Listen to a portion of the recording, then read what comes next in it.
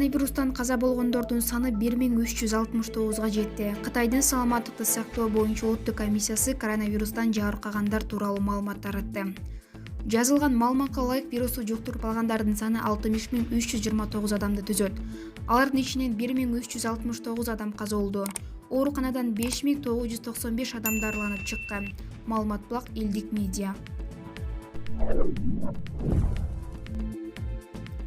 Орусияда коронавируска чалдыгып, Забайкалье аймагында ооруканага жаткырылган кытайлык турист айыгып, бейтапканадан чыгарылды. Бул тууралуу Орусиянын саламаттыкты сактоо министрлиги билдирди. Тюмень ооруканасында ушул илдеттен улам дарыланып жаткан кытайлык студент кыз да 11 февралда сакайып үйгө чыгарылганы кабарланган. Өкө менен байланышта болгондор азырынча карантинде сакталууда.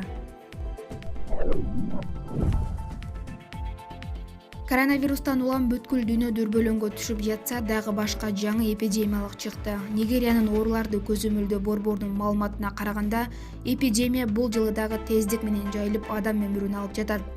Нигерияда Ласа безгегин аталышындагы эпидемиядан көз жумгандардын саны өлкө боюнча 70ге жетти. Нигерияда орунду көзөмөлдөө борборунан келген билдирүүдө эпидемия федералдык борбору менен бирге 26 аймакка жайылганы жазылган. Өлкөдө өзгөчө кырдаал жарыяланып, аны менен күрөшүү иштери башталды. Мали, Того, Гана, Либерия, Сьерра Леона сыяктуу бир топ Африка мамлекеттерине жүрүп жаткан Ласа безгеги Нигерияда биринчи жолу 1969 жылы өлкөнүн түндүк чыгышындагы Борно штатында чыккан. Нигерия өкмөтү өткөн жылда ушул оорудан улам өлкөдө өзгөчө кырдаал жарыялаган. Чычкандар алып жүрүүчү оору адамдардын бири-бирине жугат. Андыктан жетекчилер элди гигиенаны сактоого, чычкан жана башка кемирчүүлөрдү жоготпого чакырды. Орусиялык мушкер Конор Макгрегор менен мушташкысы келерин айтты. Орусиялык UFC мушкери Забит Магомедшарипов ирландиялык мушкер Конор Макгрегор менен мушташкысы келерин айтты. Бул тууралуу Магомедшарипов орусиялык басмарга берген маегинде билдирген. Мен Макгрегор менен мушташкым келет. Менин салмагым оорураак болсо дагы мындай беттеш үчүн мушташканга даярмын. Макгрегор Сероне беттешин көргөн жокмун. Бул турнирде Аскар Аскаровдун гана беттешин көрдүм деп билдирген ал. Маалыматка ылайык 28 жаштагы орусиялык мушкер UFC уюмуна 2017 жылы келген. Ал UFC'де жалпы 6 беттешке чыгып бардыгын жеңген. Өзүнүн профессионалдык карьерасында Магомедшариповдун 18 жеңиши жана 1 жеңилүүсү бар. Маалымат булак Супер KG. Кытайда окуган кыргызстандык студенттерди Казакстандан алып келе жаткан алгачкы автобус ак жол өткөрүү бекети аркылуу өлкө аймагына кирди. Бул тууралуу чек ара кызматынан билдиришти. Кыргызстандык 40 студент 13 февраль күнү казак тараптын колдоосу менен Пекин шаарына учуп келип, Алматы шаарынын аэропортуна конгон. Аларды атайын жиберилген автобус Кыргызстанга алып келди. Улан кыздар тепловизор текшерүүсүнөн кийин чек ара көзөмөлдөн өтүштү. Бардыгынын абалы канааттандырыларлык. Эми алар саламаттыкты сактоо министрлигинин эрежесине ылайык карантинден өтүү үчүн убактылуу пункттарга жеткирилет деп айтат билдирүүдө. Кыргыз студенттери Кыргыз-Кытай чек арасы жабылып, аба каттамдар токтотулгандыктан мекенине кайтып келе албай Үрүмчү шаарында убактылуу жашап жатышат.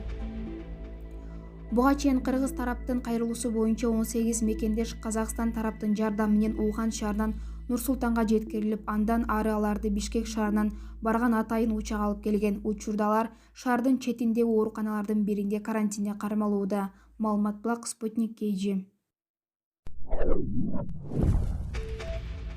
Кордайдагы окуядан кийин Кыргызстанга келген казак жарандары кайтып жатат. Бул тууралуу чек ара кызматынын чек ара көзөмөлү боюнча башкармалынын башчысы Нурланбек Жалбиев маалымат жыйынында билдирди.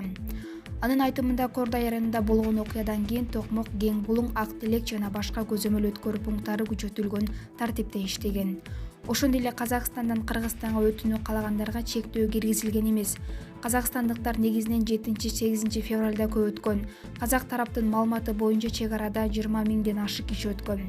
Чек ара кызматынын маалымат кызматынын башчысы Гүлмира Бөрүбаева чек арадан өткөн ар бир жарандын документтери болгонун жана аларды тепловизор менен текшерилгенин кошумчалады.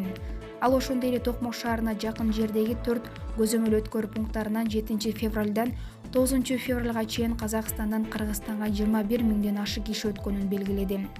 Белгилей кетсек, Казакстандын Кордай районунда 7 февралдын кечинде массалык жаңжал чыгып, 10га жакын кишинин өмүрүн алган. Маалыматтарга ылайык, казак улутундагылар менен дунгандардын ортосунда чыр чыккан. Анын кесепетинен ондогон турак жайлар күйүп, соода борборлору өрттөнгөн. Андан сырткары 10 чакты автоунаа талкаланган.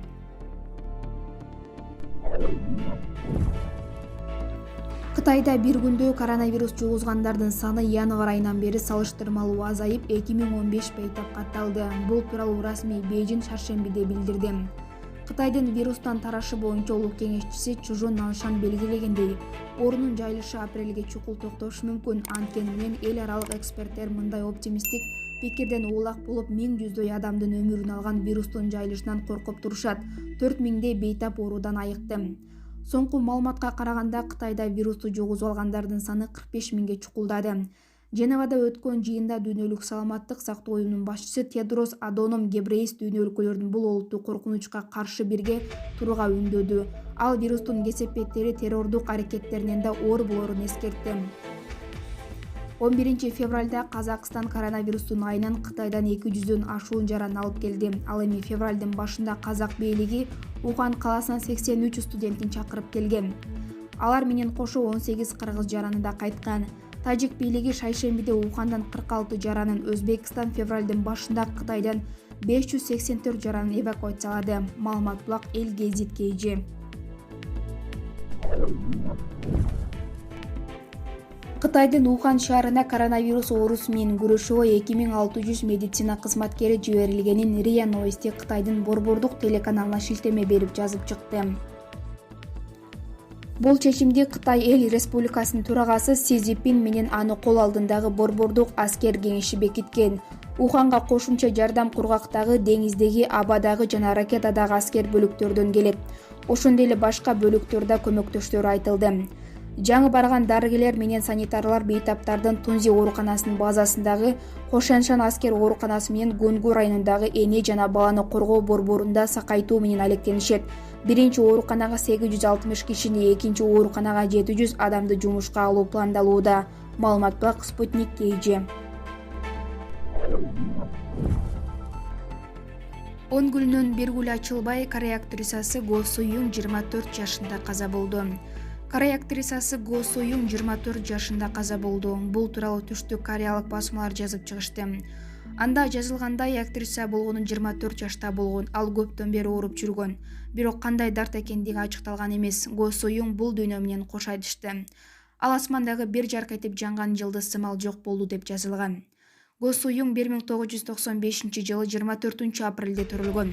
Ал 2016 жылы чыккан Гоблин фантастикалык сериалындагы ролу жана Соломондун жалган көрсөтмөсү тирлери менен таанылган. Мындан сырткары актриса Бетестонун Ветсел ырынын клибине тартылган. Маалымат булак Супер KG.